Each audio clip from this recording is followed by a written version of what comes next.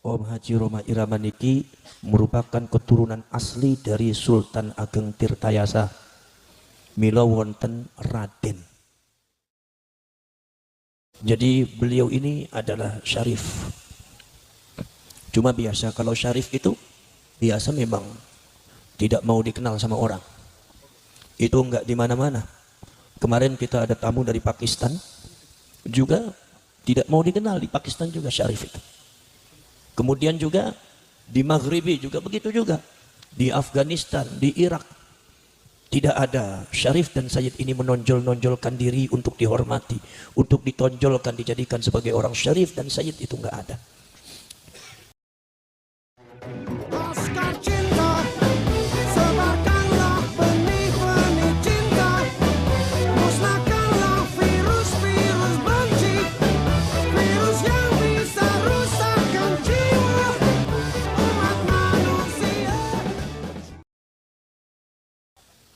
Wabil khusus sahibul bait beserta keluarga Pondok Pesantren Pitutur Luhur. Ingkang kula hormati Asy-Syarif Raden Al-Haj Oma Irama. Kula nembek ngenalaken panjenengan dumateng sederek kula niki termasuk sepuh kula. Termasuk nek diurut nek langkung sepah berarti mamang kula. Sebab napa kula ngendika Asy-Syarif karena Om Haji Roma Irama niki merupakan keturunan asli dari Sultan Ageng Tirtayasa. Mila wonten Raden.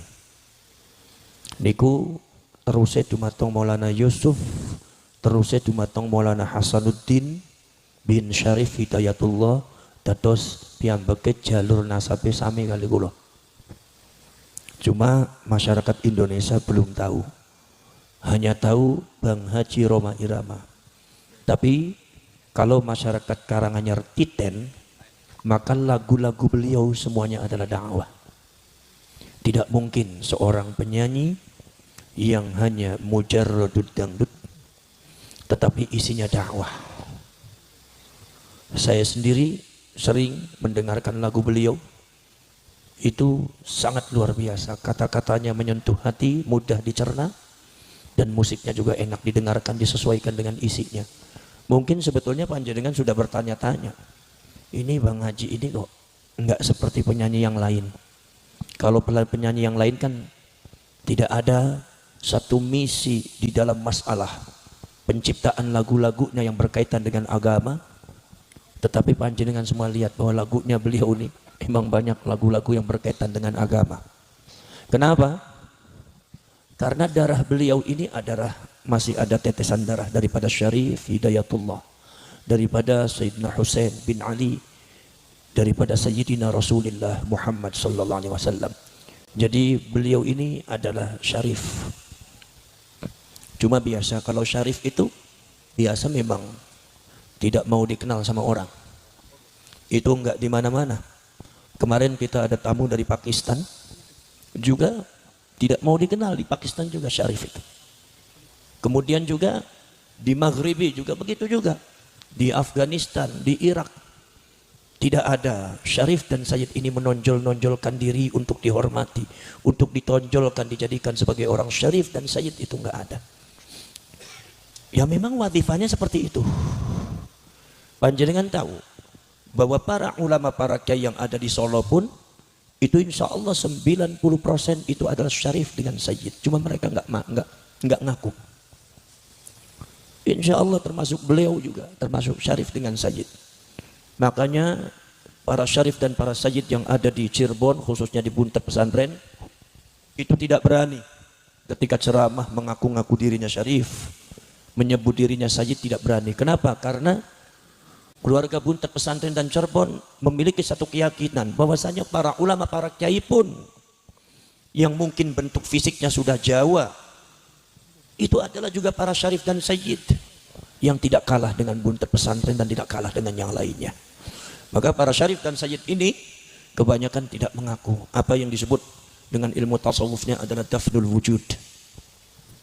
Idfin wujudaka fi ardil khumul fama nabata biduni dafni la yatimmu nitajuh. Pendamlah diri kalian, wujud kalian di dalam tanah yang sepi, yang tidak ada yang tahu di mana keistimewaan kalian, tidak ada yang tahu kecuali Allah. Sebab sesuatu yang tumbuh tapi tidak ditanam terlalu dalam, maka tumbuhnya tidak akan sempurna. Pohon kalau seumpama ditanamnya tidak dalam, maka tidak akan sempurna tumbuhnya. Tetapi ketika ditanamnya dalam, insya Allah sampai berapa meter pun kena badai, kena angin, insya Allah akan kuat. Itu prinsip daripada para syarif dan sayyid.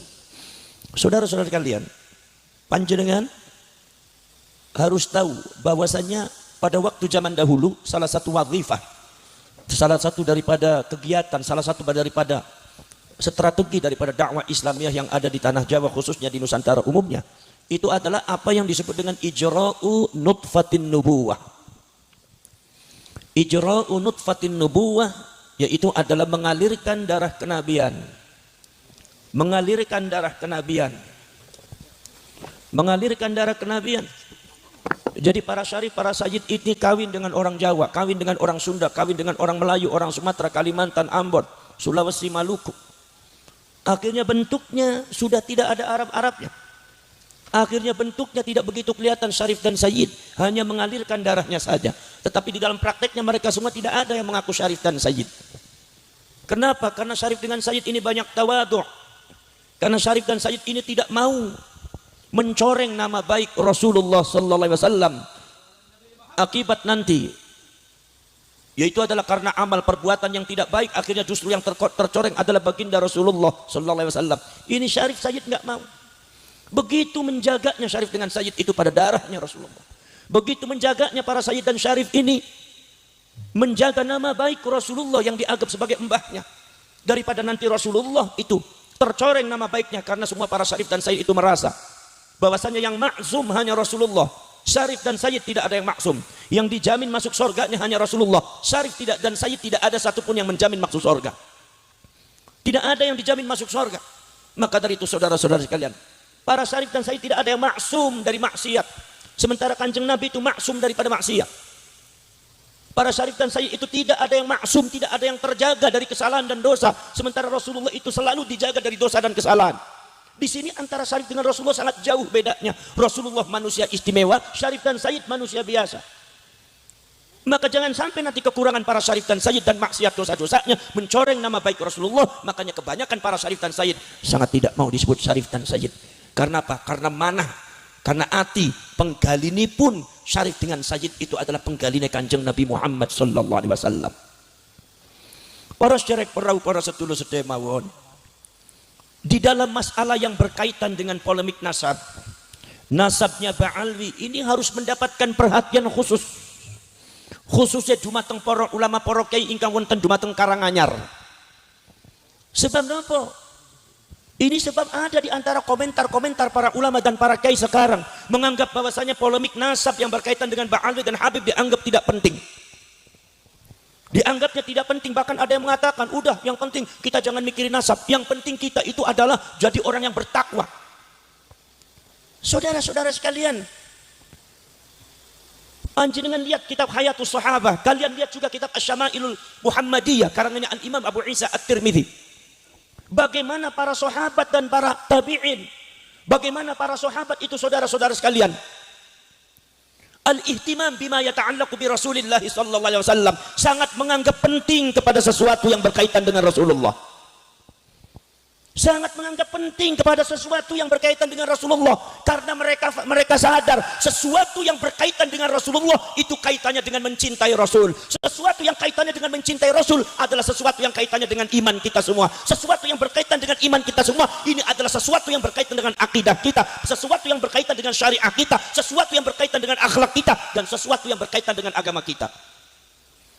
Jadi jangan dianggap nggak penting masalah nasab ini, saudara. Panjenengan jadi ulama itu harusnya al-ihtimam bima yata'allaqu bi Rasulillah sallallahu alaihi wasallam. Sesuatu yang berkaitan dengan Nabi itu harus dianggap penting. Sahabat itu menganggap penting dengan Rasulullah. Sesuatu yang berkaitan dengan Rasulullah, sekecil apapun sahabat dicatat, dianggap penting. Sahabat memperhatikan bagaimana cara makannya Rasulullah. Orang mau makan kalau bukan Rasulullah tidak ada yang peduli, tapi kalau yang berkaitan dengan Rasulullah, ini kaitannya dengan akhlak, ini kaitannya dengan cara, ini kaitannya dengan apa? Dengan manhaj, ini kaitannya dengan ideologi, ini kaitannya dengan syariah, ini kaitannya dengan agama. Bagaimana Rasulullah ketika tidur, bagaimana Rasulullah ketika berdoa, bagaimana Rasulullah ketika lenggah, ketika duduk, bagaimana Rasulullah ketika minum, bagaimana Rasulullah itu ketika mau tidur, bahkan bagaimana Rasulullah ketika caranya Rasulullah buang air besar, caranya Rasulullah bersuci dari buang air, bagaimana caranya Rasulullah bersuci dari najis. Itu para sahabat dan termasuk garwo-garwonya, termasuk Siti Aisyah dan yang lain-lainnya, itu dicatat semuanya, tidak ada satupun yang luput dari mata para sahabat. Kenapa? Sebab ini ma yata'allaqu bi Rasulillah sallallahu alaihi wasallam. Ini sesuatu yang berkaitan dengan Kanjeng Nabi. Ini adalah paling penting. Sahabat itu menganggap penting segala sesuatu yang berkaitan dengan Kanjeng Nabi dianggap penting. Jadi sampean jadi ulama kok jangan anggap penting perkara sing kaitane bareng Kanjeng Nabi kok ora dianggap penting sampean ku. Ulama kayak model apa sih model kayak gitu? Gini apa mboten? Para syarek para sedulur temong subhanallah. Sampai sahabat niku hafal Kanjeng Nabi pada waktu usia sekian ubannya ada sekian. Ketika usia sekian Kanjeng Nabi ubannya ada sekian. Ketika Rasulullah meninggal ubannya ada sekian. Uban ini nganti titen, Pak. Nyuwun sewu para sedulur. Nganti Kanjeng Nabi bagaimana berhubungan dengan garwo-garwonya. Siti Aisyah menceritakan bukan dalam rangka jorok, bukan dalam rangka pornografi, tapi ini adalah berkaitan dengan syariat, ini berkaitan dengan akhlak, ini berkaitan dengan akidah, ini berkaitan dengan agama. Sebab ini bukan makannya orang sembarangan, ini bukan duduknya orang sembarangan, ini bukan tidurnya orang sembarangan, ini tidur makannya khairil bariyah, makhluk Allah yang paling utama, harus dianggap penting.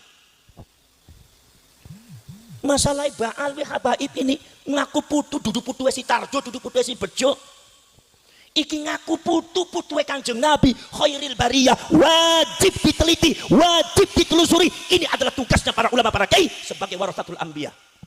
Bae sampean jadi ulama jadi kiai ora gelem ngurusi pensiun bae sampean jadi kiai nek. Nggih napa mboten? Nggih napa mboten? Jangan dianggap tidak penting, Pak. Sebab ini adalah kaitannya dengan syariah, ini kaitannya dengan akhlak, ini kaitannya adalah dengan apa? Dengan akidah. Makanya saudara-saudara sekalian, oknum-oknum ba'al dan oknum-oknum habaib banyak menanamkan doktrin akidah yang tidak benar, mengajari doktrin syariat yang tidak benar. Kenapa? Karena mereka mencangkokkan nasab dengan Kanjeng Nabi. Keracunan nasab ini yang harus Anda sadari, wahai orang Karanganyar. Maka dari itu jangan dianggap tidak penting. Kadang-kadang wonten niku tokoh-tokoh NC ngomong ora penting aku tak orang ngurusi nasab. Ya Allah. Apa ini tidak menghina Rasulullah, dianggapnya nasabnya Kanjeng Nabi itu disamakan dengan orang lain. Lalu bagi panjenengan itu yang paling penting apa? Sing ngomong ora penting aku tak orang ngurusi nasab. Ya Allah. Apa ini tidak menghina Rasulullah, dianggapnya nasabnya Kanjeng Nabi itu disamakan dengan orang lain. Lalu bagi panjenengan itu yang paling penting apa? Ngurusi bupati, ngurusi calon gubernur, ngurusi calon presiden, proyek-proyek. Kiai zaman saya iki ngurusi kayak kue sampai sesuatu yang berkaitan kali Kanjeng Nabi mboten dianggap penting. Pripun sampean niku? Gini apa mboten?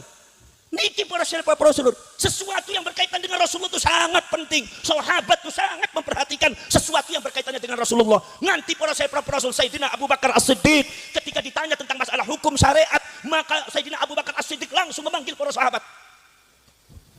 Siapa kira-kira yang tahu barangkali Rasulullah itu pernah dawuh kados ngeten?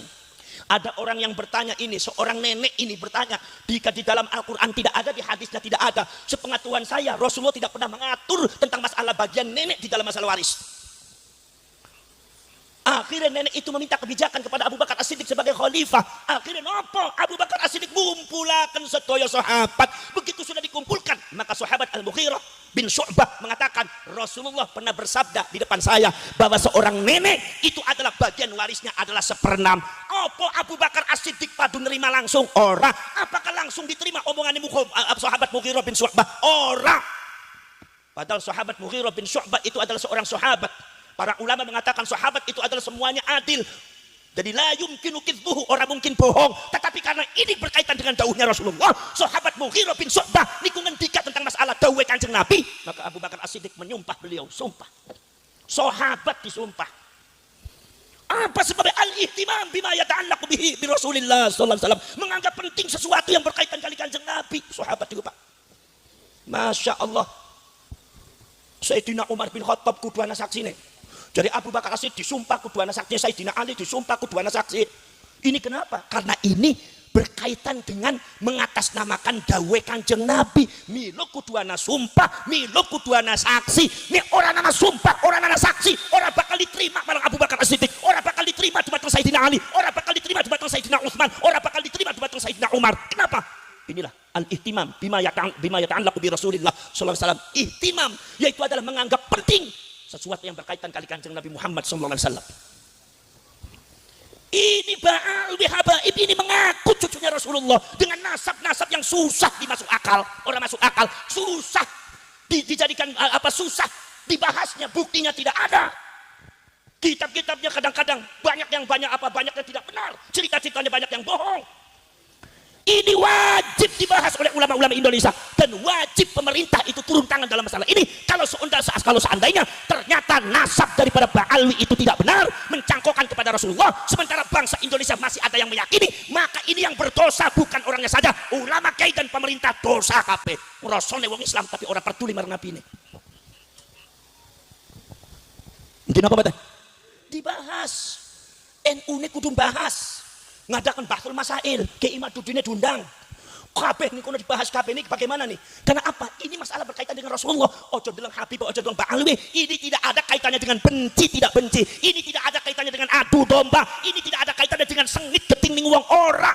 Dalam rangka mencari fakta kebenaran bagaimana? Karena ini berkaitan dengan Rasulullah. Nek wong ngaku putuhe wong liya, ya orang nana sing peduli tapi lang angkrono wong ning Karanganyar aku putuhe Mbah Hasyim Asy'ari.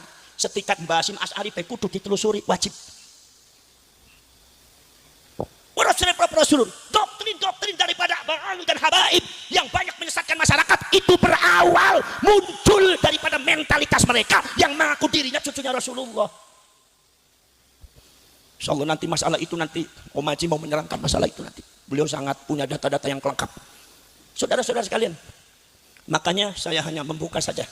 Saya hanya mengutuk hatinya Panjenengan sedoyo. Jangan sampai membiarkan umat dalam kesesatan. Jangan sampai membiarkan umat bingung.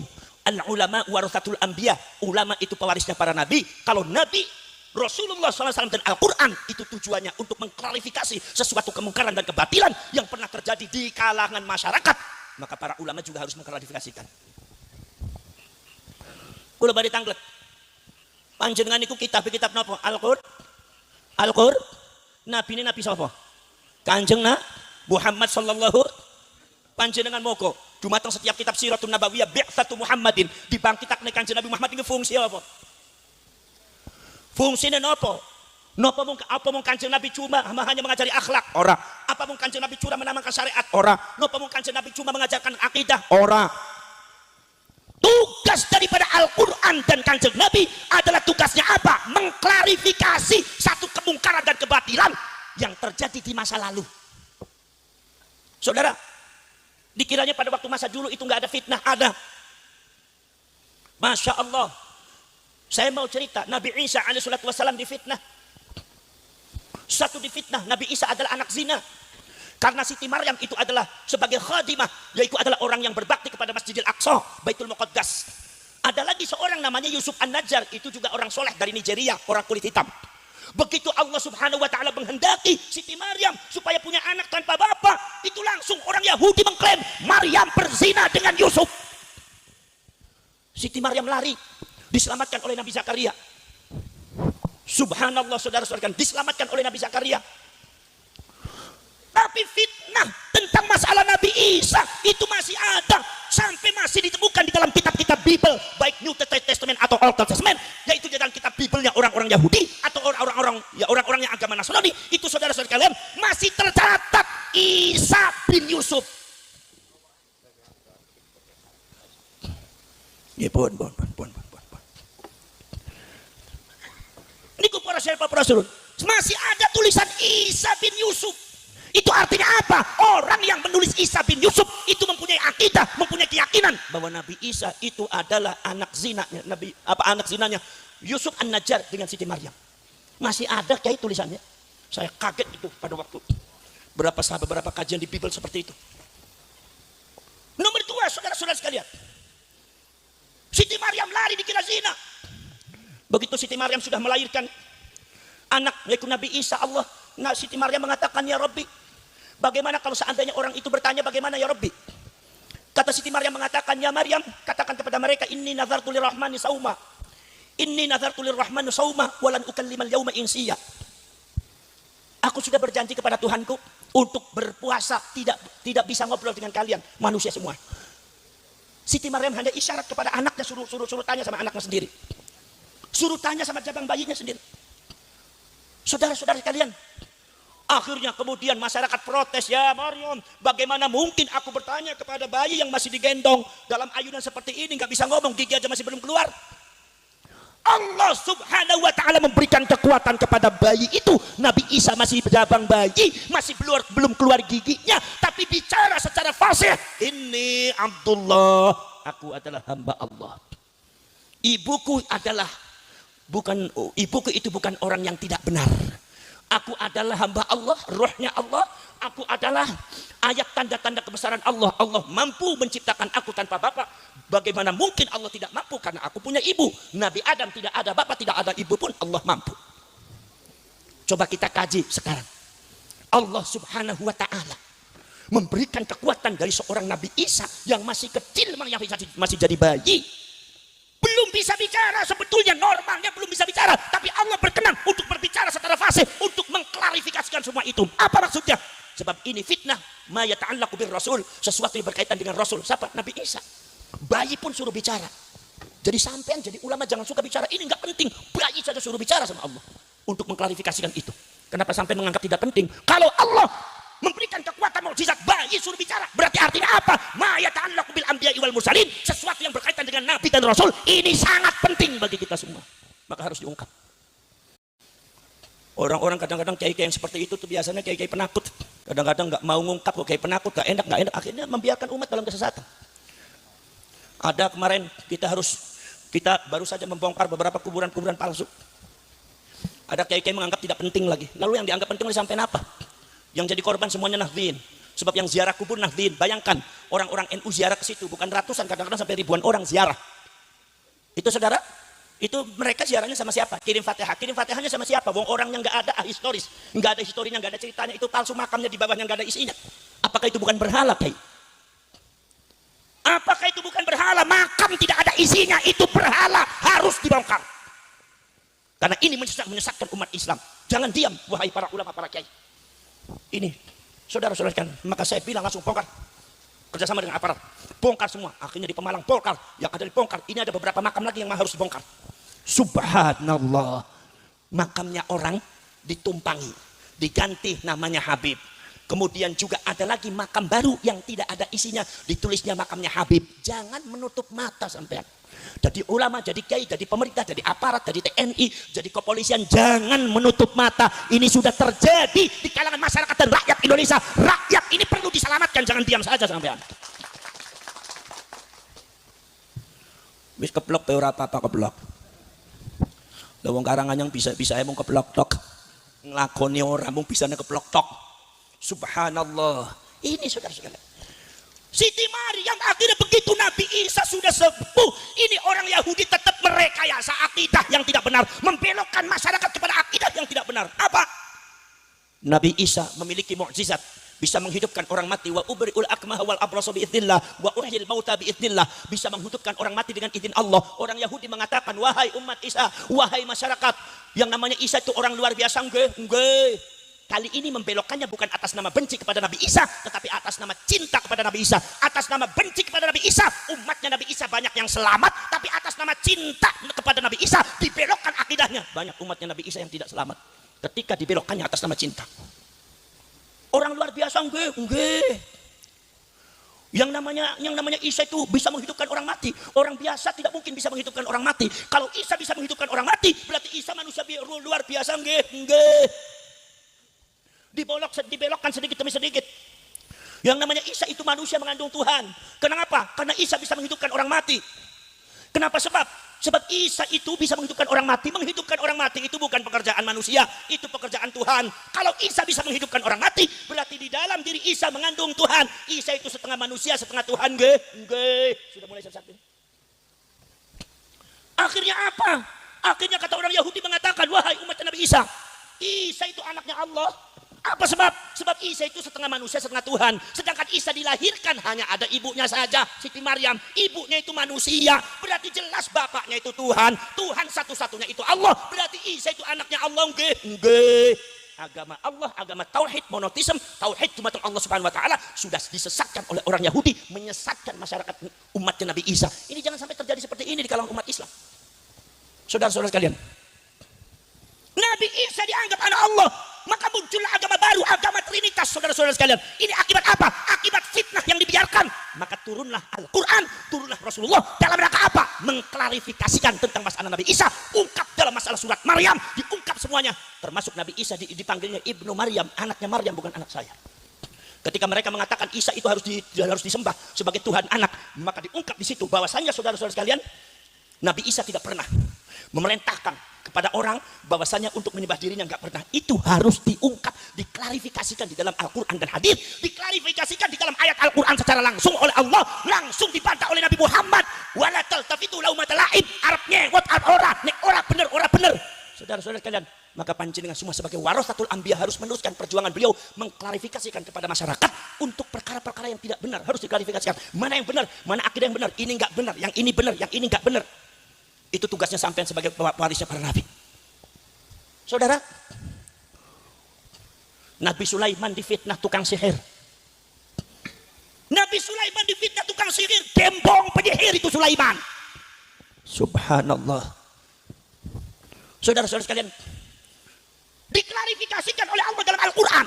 Satu riwayat mengatakan bahwa setan dan iblis justru mengubur buku kumpulan penyihir yang asalnya dari apa? Asalnya dari kebohongan dari setan dan jin, mencuri kabar dari langit, dikumpulkan dalam sebuah buku menjadi ajaran-ajaran sihir. Kemudian setan dan iblis sengaja ditanamkan di bawah kursi singgasananya Nabi Sulaiman. Ketika Nabi Sulaiman sudah tidak ada, setan itu membuat rekayasa, tapi setan juga yang membuat fitnah. Akhirnya setan kemudian mengumpulkan masyarakat, menampakkan dirinya kepada seseorang, wujudnya cukup manusia. Coba kalian lihat, Sulaiman itu adalah kerajaannya luar biasa. Sulaiman itu adalah orang hebat, bisa menundukkan langit dan bumi, binatang, setan, jin, berengkayangan, tunduk semua. Kalian tahu rahasianya apa? Waduh, nggak tahu bagaimana Pak. Bongkar itu, matahta kursi Sulaiman, sesuatu di bawah kursi singgasana Nabi Sulaiman. Begitu dibongkar, ternyata isi bukunya buku sihir. Akhirnya masyarakat terfitnah, punya asumsi Nabi Sulaiman, kerajaannya, kekuasaannya, kehebatannya berasal dari ilmu sihir. Dan Nabi Sulaiman di branding sebagai pakar penyihir, gembong penyihir, orang yang pertama kali belajar ilmu sihir. Apa enggak fatal itu Pak? Kalau itu hubungannya dengan orang lain mungkin Allah tidak mengklarifikasikan. Tapi ini hubungannya dengan Nabi loh, dengan Rasul. Subhanallah. Ada lagi riwayat yang lain mengatakan bahwasanya ketika itu para setan dan iblis itu mengajari sihir. Asalnya daripada berita-berita yang dicuri dari langit. Kabar-kabar yang tidak benar, berisi kebohongan, akan terjadi ini, akan terjadi ini. Berisi kejahatan-kejahatan, diajarkan oleh setan dan iblis kepada manusia. Diturunkan kepada dukun-dukun sebagai orang yang mengaspirasikan kebohongan-kebohongan yang diajarkan oleh setan dan iblis kepada manusia. Makanya semua tersebar nama baik jin dan setan itu mulai muncul, bahwa setan dan jin bisa mengetahui masa depan. Setan dan jin itu bisa menentukan nasib. Setan dan jin itu bisa memperbanyak rezeki. Setan dan jin itu bisa menentukan umur mati atau tidak. Akhirnya banyak orang-orang yang akidahnya rusak. Akhirnya Nabi Sulaiman langsung bergerak. Itu kitab bohongnya, kitab sihirnya direbut oleh Nabi Isa, kemudian ditanam oleh Nabi Isa di bawah kursi singgasananya Nabi Sulaiman ya. Nabi Sulaiman di bawah kursinya singgasananya Nabi Sulaiman. Maksudnya supaya tidak ada yang berani membongkar. Begitu Nabi Sulaiman meninggal, setan buat fitnah. Ya ma'asyiran nas, wahai manusia semua, apakah kalian tahu bagaimana rahasia kehebatannya kerajaan Sulaiman? Terletak pada apa? Bongkar, istakhriju ma tahta kursi Sulaiman. Keluarkan apa yang ada di bawah kursinya Nabi Sulaiman. Fastakhraju, maka manusia berbondong-bondong membongkarnya. Ternyata di dalamnya ada buku isinya kumpulan-kumpulan ajaran-ajaran sihir. Maka manusia mengatakan langsung terfitnah. Bagaimana fitnahnya Nabi Sulaiman? Bagaimana terfitnahnya manusia kepada Nabi Sulaiman? Kata masyarakat mengatakan, ya Sulaiman, innama mulkuka bihadza ya Sulaiman. Ternyata kehebatan kerajaanmu rahasianya terletak pada ini, ilmu sihir. Berarti Sulaiman ada gembong penyihir. Nabi Sulaiman di framing sebagai penyihir, Pak. Jangan dianggap nggak penting ini. Langsung diklarifikasikan oleh Allah. Wattaba'u ma tatlu syayatin ala mulki Sulaiman. Wa ma kafaru Sulaiman walakinna syayatin kafaru yu'allimuna an-nasa sihr. Langsung dibantah oleh Allah dalam Al-Quran. Mereka tidak mengikuti Sulaiman. Yang mengajarkan sihir adalah para setan, para jin yang tidak benar. Itu adalah pertanda kekufuran setan kepada saya. Sulaiman tidak pernah mengajarkan sihir. Sulaiman tidak pernah mengajarkan kekufuran. Tapi setan-setan itu yang mengajarkan kalian kekufuran, yaitu adalah sihir-sihir adalah setan. Yang membuat rekayasa adalah setan dengan menanamkan doktrin-doktrin kebohongan kepada manusia semua. Allah membongkarnya di dalam Al-Quran. Allah membongkarnya di dalam Al-Quran. Tapi fitnah tentang masalah Nabi Sulaiman itu berlangsung sampai zamannya Kanjeng Nabi disampaikan. Masih terasa, Pak. Nabi Sulaiman di branding sebagai penyihir. Pada waktu Rasulullah menyebutkan para nabi Allah yang wajib diimani. Di antara menyebutkan Nabi Adam, Nabi Nuh, Nabi Syed, Nabi Dawud, Nabi Ibrahim, Nabi Ishak, Nabi Ismail, Nabi Hud, Nabi Syuaib, Nabi Dzulkifli, sampai Nabi Yahya, Nabi Musa, Nabi Harun. Nabi Muhammad menyebutkan Nabi Sulaiman. Ketika disebutkan nama Sulaiman, muncul Sulaiman, maka itu orang Arab, orang musyrik yang sudah didoktrin oleh orang Yahudi. Orang Yahudi langsung berteriak, Sulaiman Muhammad ikut tukang sihir. Sihirnya Muhammad adalah dari Sulaiman. Buktinya apa? Buktinya Muhammad menyebutkan Sulaiman sebagai orang yang wajib dipercaya sebagai Nabi dan Rasul. Berarti Muhammad adalah penerus Sulaiman, penyihir. Langsung diklarifikasi oleh Allah. Wa ma huwa bisahir. Wa ma huwa bisahir. Muhammad itu bukan penyihir. Itu diklarifikasikan oleh Allah dalam Al-Quran. Diklarifikasikan oleh Allah, oleh Rasulullah yang disebut musaddiqun lima baina yadayhi. Rasulullah membenarkan, mengklarifikasikan, meluruskan cerita tentang para nabi, para rasul yang sudah terfitnah, dibelokkan oleh orang-orang yang tidak benar. Maka ini tugasnya Al-Quran diturunkan oleh Allah Subhanahu wa taala sebagai hudan linnas wa bayyinatin minal huda wal furqan. Jadi sampean jangan punya alasan ini enggak penting. Gimana loh sampean Kiai? Sudah tahu yang jadi korban itu orang-orang NU, masa orang dianggap penting? Sesuatu yang berkaitan dengan Rasulullah tidak dianggap penting. Saya tanya, lalu yang dianggap penting oleh sampean apa? Yang berkaitan dengan pilkada, Pak? Apa yang berkaitan dengan pilgub? Apa yang berkaitan dengan apa pilihan presiden? Itu lebih penting daripada sesuatu yang berkaitan dengan Rasulullah. Sampean pertanggungjawaban di depan Allah bagaimana? Maka di sini saudara-saudara sekalian, mari kita bersatu padu saudara-saudara sekalian, karena ini adalah sangat luar biasa dan ini adalah bukan sekedar berhubungan dengan agama kita, dengan akidah kita, dengan syariat kita, tetapi ini sangat berhubungan dengan status kita, eksistensi kita sebagai bangsa Indonesia. Kalau kita mencintai Indonesia, kalau kita mencintai negeri ini, kita harus bahas semuanya. Sebab sudah banyak yang klaim negara, klaim daerah, klaim apa saja. Insyaallah nanti akan dijelaskan oleh Om Haji nanti. Saudara-saudara sekalian, bahwasanya itu, maka saya di sini hanya membuka saja, tidak panjang lebar, tidak elok kiranya di samping kesepuhan kita banyak berbicara dan berpanjang-panjang lebar. Insyaallah nanti kita dengarkan bagaimana uraian daripada kesepuhan kita ini, yaitu adalah Syarif Raden Haji Omah Irama. Mudah-mudahan ada manfaatnya. Tapi saya minta kepada panjenengan semua, ini adalah tugas para ulama, para kiai di dalam rangka menyelamatkan umat. Jangan sampai umat itu tetap dalam kebodohan, tetap dalam kesesatan, tetap dalam bergelimang dosa dan maksiat. Saudara-saudara sekalian, dari saya cukup sekian saja. Assalamualaikum warahmatullahi wabarakatuh.